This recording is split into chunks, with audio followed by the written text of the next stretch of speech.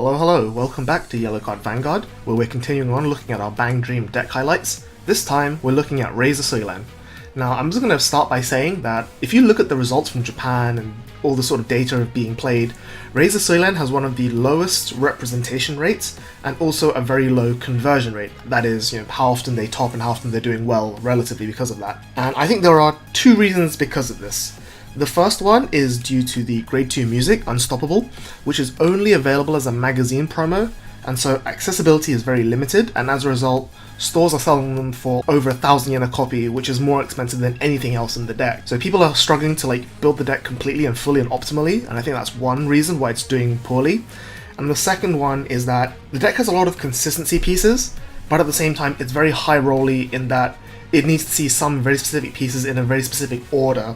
I'll explain that as we get towards the turn and how it plays and the card effects in a bit more, but just be aware that it's not like Poppin'party that just needs to see its 4 members and then does stuff, or it's not like Roselia that will just always get the restand. A Suilen can perform very, very well and accelerate very, very quickly, but it's very reliant on seeing specific pieces in specific orders. So just be aware that over the course of 100 games, even though the deck is strong, you can't expect to win most of those 100 games. That's the introduction I kind of want to give, just to give you an idea. I still think the deck is very, very strong relative to Bang Dream. It's one of the stronger Bang Dream decks, and we'll explain what tools it has to allow it to be strong in a second.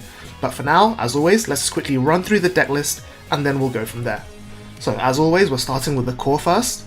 So you see the 3 musics, which are Riot, Unstoppable, and Exposed Burnout. We all play this at 4 of. And it's very important because A Suilen relies on having a specific number of musics in the drop zone. So you want to play as many musics as you can in order to ensure that you have them both in the drop zone and then in hand to play. The reason you need to play them from hand is because A Suilen does not have a music search like all the other bands do. So you're very reliant on having the musics in hand to play naturally. So let's just go over the effects real quick. We've got Riot. The effect is, on play, reveal the top 2 cards of your deck, add all A Suilens there to your hand, and put the rest on the bottom in any order.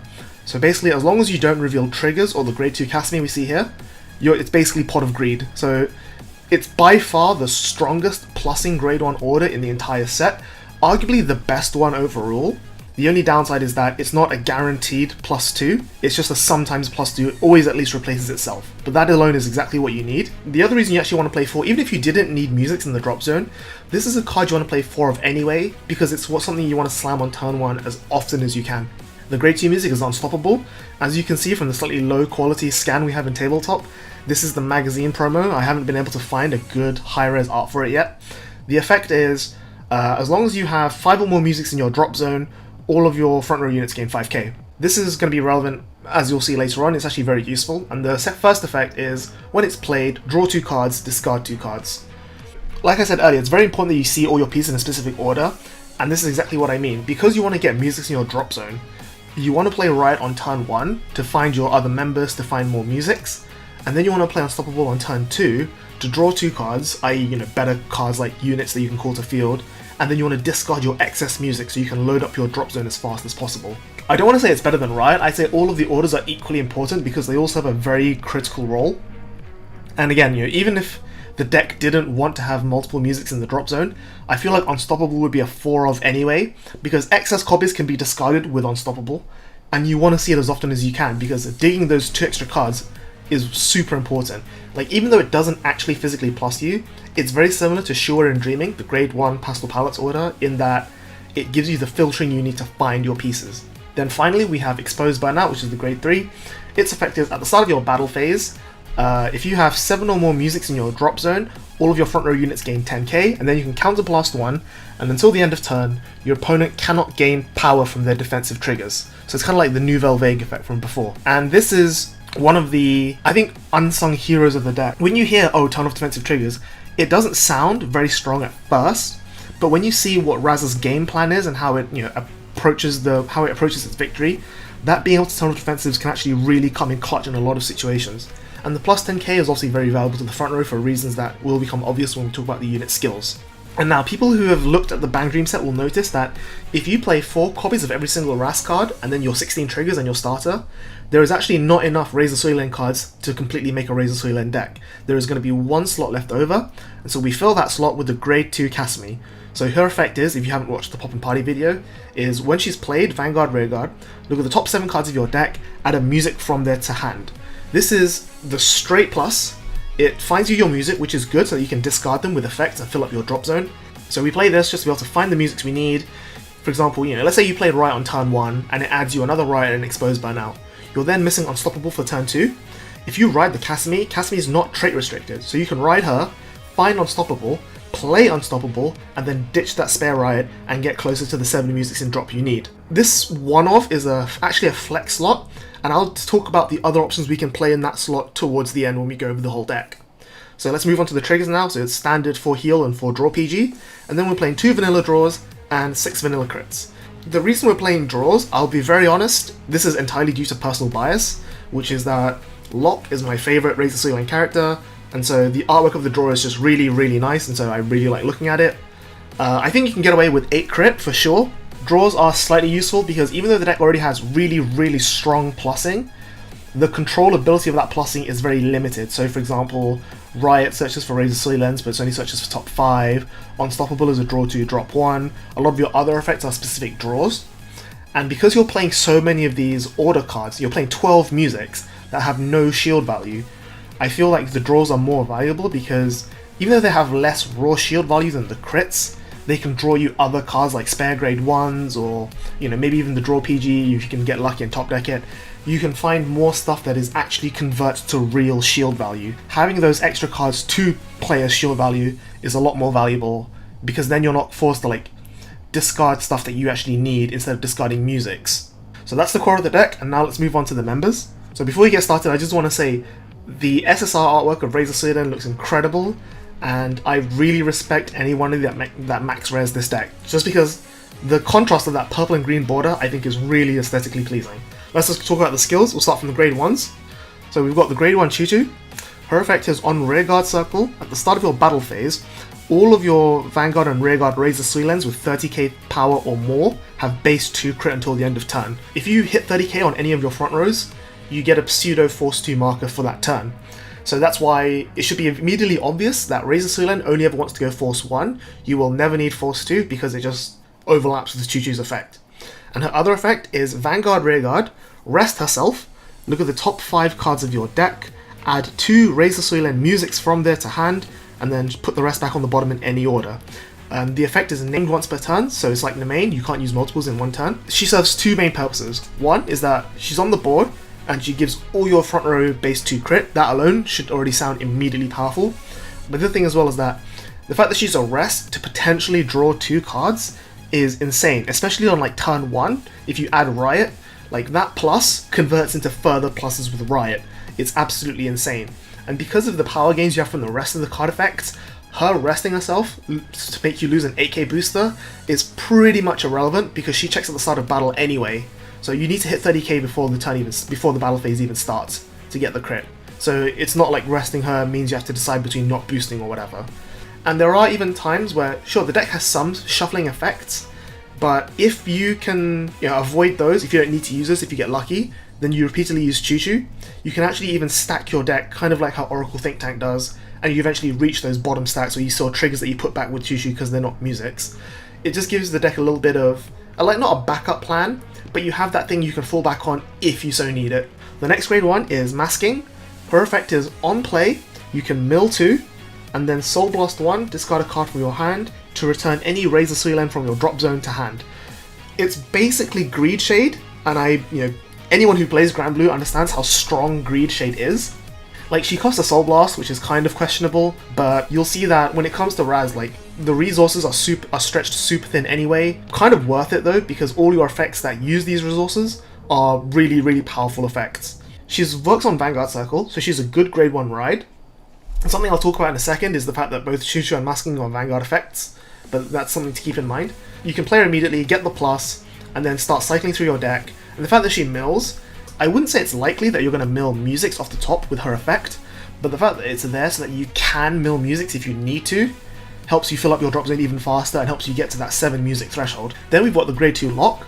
Her effect is if you've played music this turn, she gets 5000 power as a continuous, and then as an act, once per turn, Vanguard and Rearguard, Soul Blast 1, discard a card from hand, and she gets 5,000 pounds with them to turn. If you discarded a Raise A Suilen this way, you draw a card as well. So it's kind of like a Gypped Morian Spear, but the fact that again you can discard any card, including musics, to get the power pump, which will help you hit the 30k threshold, is just super valuable. Plus, because the musics all count as Raz, if you discard the music, you replace that card again immediately with a draw. The next grade 2 is Pario. Her rearguard effect is, as long as you have a Choo-Choo in play, she gets 5,000 power. And then Vanguard rearguard, when played, you can look at the top 7 cards of your deck, reveal a Choo-Choo from it, and then add it to your hand, and then shuffle the rest back. Notice that all of these cards have Vanguard rearguard effects, so it's impossible to like ride poorly compared to the other bands, which they want to ride, the grade 1 and grade 2s of the main singers. So all of these cards have Vanguard effects, which is really powerful. And again, it's just a raw plus. Sure, it's a specific plus in that you add Choo-Choo. It's deck thinning. It adds you a 10k shield if you need it. Or if you're really greedy, you can rest the Choo-Choo for her effect to look at top 5 and add 2 musics. Then Pario to add a Choo-Choo to hand. And then call over to still maintain an 8k booster in case that extra 5k shield will make a difference for whatever reason. So, it just does a lot of everything, and she has her own power gain, so she can hit the 30k really easily. The deck is really flexible because everything has 2 effects, and both of those effects are really good effects. So finally we move on to the main grade 3, which is Leia. Her continuous is, as long as you have 5 or more musics in your drop zone, she gets plus 15,000 power during your turn. So she's just 28k base for free, because you really want to be hitting that threshold no matter what. And her other effect is, once per turn, counterblast 1, draw a card, choose one of your other rear guards, and it gains 10,000 power for the turn. Now, I shouldn't need to explain to you at this point that the 10k effect just helps you reach that 30k threshold, but the fact that she's just once per turn, Vanguard effect, counterblast 1, draw, it just gives you way more passing than any other Bang Dream deck has. Like, sure, it's not the same as Susanoo, which is plus 2 or plus 3 every turn, but it's still a really reliable effect that is just counterblast 1, draw a card, combined with all the other plussing that the deck already has in the early game.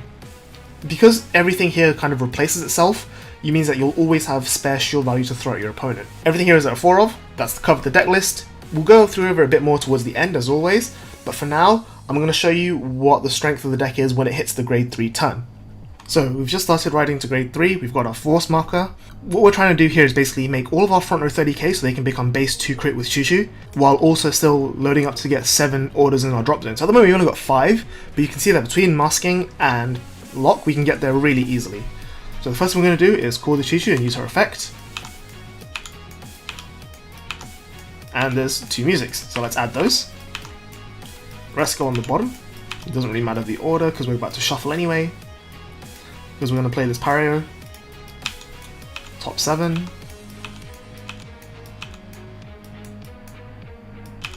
And we miss, but it's no big deal, because we already have one in play. We'll then play the lock. We'll then play a masking. On play, mill 2. Would have been nice to hit the trigger, but not too big of a deal. So now we can Soul Blast 1, discard this music from our hand, and salvage any Raz card. So we'll just salvage the starter because it's a 10k shield. We don't really need to. Rewriting is good, but it's not critical in this deck. And then finally we'll use lock. Soul Blast 1, discard a card, she gains 5k, and we draw a card. And we'll see that by discarding that spare order, we now hit the 7th threshold we needed. So we can then finally play this, before we play this from hand, and then, so at the moment, because we played a music, lock is 10 plus 5 because we used her act skill, so 30 base already, so she's hit the 30k no problem. Then Pario is 10 plus 5 because we have Choo-Choo in play, but that's it. So we need to counterblast 1 with Leia's effect to draw a card and give her 10k, so now she's 25. Leia herself is 28, so these two are both slightly short, but it's fine because at the start of our battle phase, because we have 7 musics in the drop zone, Exposed Burnout will give them all plus 10k. So because these two both trigger at the start of the battle phase, you can resolve this first to give the plus 10k and turn off defensive triggers, and then now that they're 30k, Choo-Choo will see that and then give them all base 2 crit. So we've got 35 on the Pario, base 2 crit, we've got 38 on the Leia, base 2 crit, and we've got 48 with the booster on the lock, again with base 2 crit. So you're a very, very powerful deck that can force lots of damage as soon as you hit grade 3, provided you hit your drop zone count. And from there you can just pressure your opponent with 30k plus columns relatively easily. Like, it only costs Counterblast 1 for Leia's effect and Soul Blast 1 for lock. So even though if you use masking you only have so much soul to use, it's still really easy to get there. And like I said, rewriting is not critical, but if you can rewrite, then let's just quickly pretend that. So we rewrite, put a force marker here. You'll see that at the start of the next turn, this Pario will be 25 base on its own, and this lock will be 25 base on its own. So you don't actually even need to use layer skill. You should do it anyway just to draw a card and put 10k on one of these two, but you'll see that once they're both 25k, the exposed burnout pushes them both to over the 30 threshold and gives them the crit. So we'll just get rid of that for now, and then just do our regular attacks for 35, 38, with drive checks, power here, wow, double power here again. We'll just assume we can't heal, but then this is now 68 with 2 crit, and you can see that the numbers rack up really quickly, especially when you're throwing this at them almost every turn. So that's kind of what the ideal turn looks like. We're now going to move on to the deck list and talk about a few more of the other options and then the strengths and the weaknesses of the deck. So as we can see, the deck list is relatively simple. We just have 4 of everything important. We have our 6/6 split on triggers, and we have the 1-off grade 2 Cassimy. And I'm actually going to start by talking about this flex 1-off slot. I think there are 3 options you could play here. One is the grade 2 Cassimy, which I think is the best because it's A, a raw plus, B, it's deck thinning, and C, it gives you orders in hand that you can discard. The second option that you can play is the grade 2 Tai. As you remember, her effect is on play, discard a card, return a music from your drop zone to hand, and the second effect is when your Vanguard attacks, this and your Vanguard both gain 5k. Now I think Tai is less good for 2 reasons, actually 3 reasons. The first one is that her second effect, the 5k on attack, is not really useful because you want to hit 30k at the start of battle phase, not on attack. So if for whatever reason you're missing expose, your unit is short of the threshold for whatever reason, like you don't have the soul to afford on lock, then getting that extra 5k then and there is just not really that useful. Like, it doesn't help you in any way. Like, sure, it forces a little bit of extra guard, but then you have to remember that Tai herself is only going to be 20 at most with a force marker at the start of battle phase. So then you need to have some other way of pumping the Tai to reach the base crit anyway. And even then, Shushu only gives the crit to Razor Suilens, so having the Tai in the front row is going to be a detriment because it's going to be the only column without a crit, which means that your opponent can either reasonably afford to take the damage, or, you know, they could just guard a lot more easily because you can't pump her as effectively. Then her first effect has 2 problems with it. The first one is that it's discard a card to salvage a music. Discarding a card is great because you want to discard music from your hand to fill up your drop zone, but then it returns a music, so you're then taking a music out of your drop zone so you can get further away from the threshold. Sure, it's optional to return, but then you're just discarding a card for no benefit. The difference is that with Lock, it doesn't cost Counter Blast, which is Soul Blast, which is, yeah, sure, Soul Blast is an important resource, you don't have a lot of it, but I don't really want to discard random cards just to get to that threshold. It feels, it's a neg, which you don't really want to be doing. Like, I can see the argument for it in that because you have no way of recurring musics from your drop zone like other bands, once you see all 4 copies of Exposed burn out, you're kind of like up shit creek, which obviously sucks. But then, because you're forcing 30k shield like every single turn with base 2 crit, like if you need to play 4 exposed burnouts in a game, you've probably already lost because you're turboing through your deck so fast, it's very likely that you'll actually deck out before you get to the point where you can't play a music. And so I just don't see a need where you would ever need to recur the burnout. And even if you did really need to recur the burnout because they all got milled for whatever reason, then you have Masking who can discard a card to retrieve it from the drop zone if you really need to. So I really feel like Tai is just not that valuable. It's kind of like, it's a card that's good when absolutely everything has gone wrong. And the deck already has so many consistency pieces in the form of Shushu, in the form of Pario, in the form of Masking. If stuff has gone super wrong to the point where those cards can't fix your problems, then I don't think Tai is going to fix those problems either, so it's kind of worthless. And then the final option that you can play is, as we mentioned, the deck is super Soul Blast result intensive. You have Lock and you have Masking, who you both want to use as much as you can, so you only have 3 Soul to work with. So the last grade 2 slot can be the Lisa from Roselia. Her effect is that when you guard with her, she can go into Soul after the battle, and on place on Rearguard Circle, Soul Charge 1.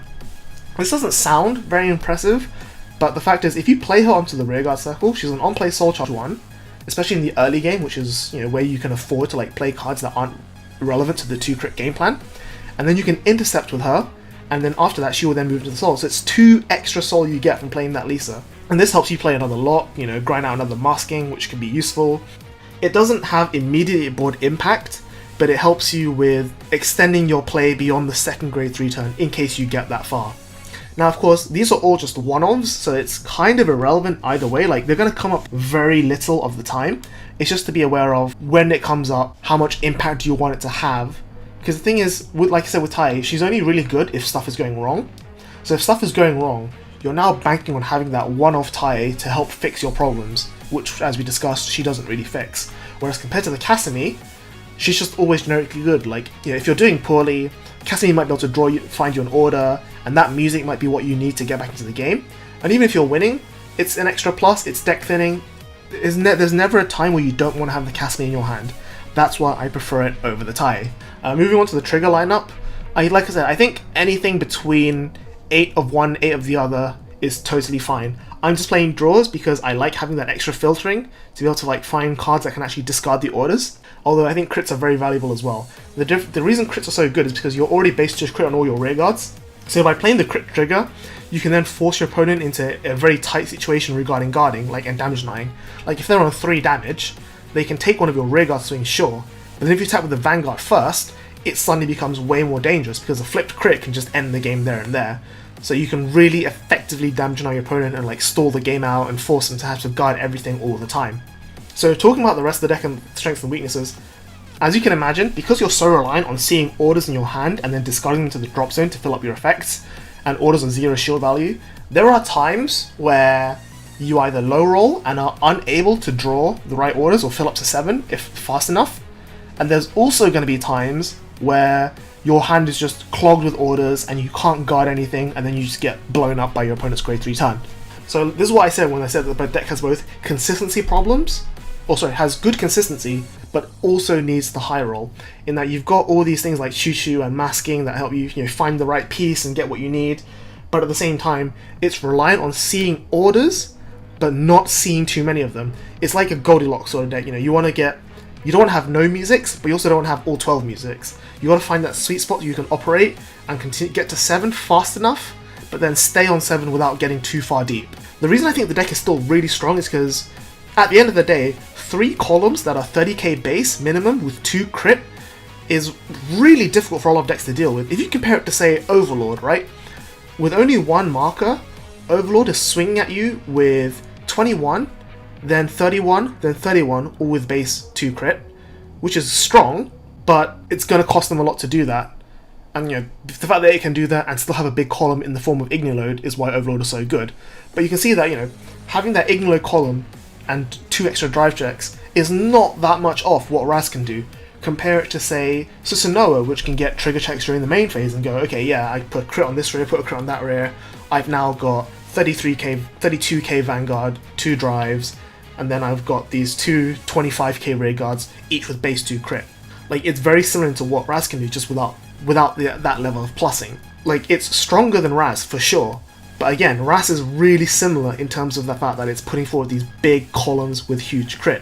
Like, it doesn't have the multi-attack that these other decks do, but the fact that it can do these big multi-attacks, 30k 2 crit attacks, from as early as the first grade 3 turn, I think that's what makes it very strong relative to the rest of the Bang Dream. Like, obviously it doesn't go past tier 2 at best, but it can get out of the gate extremely fast, and if you've watched our testing highlight videos, which I'll link up there in the corner, you'll see that turn 1, you can finish turn 1 with like 8 or 9 cards in hand at a minimum, and from there you can just draw more cards as you resolve more choo-choos. Unstoppable, which you want to be doing anyway, filters those orders into cards with shield value, so you can actually guard early reasonably well. And beyond that, the only counterblast you spend the deck is for Leia's counterblast 1, draw a card, give 10k.